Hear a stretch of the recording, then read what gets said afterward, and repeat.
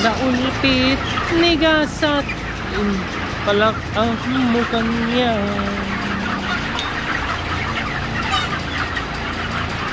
Kaya na sila guys, so 27 days. 1 week na lang, 1 week. Baka Lunes or Martes na to ma-harvest next week.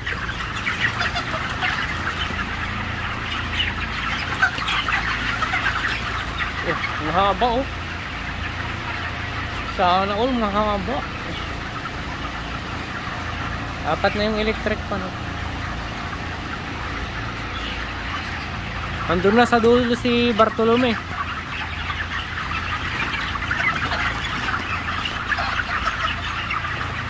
McDonald is waving na.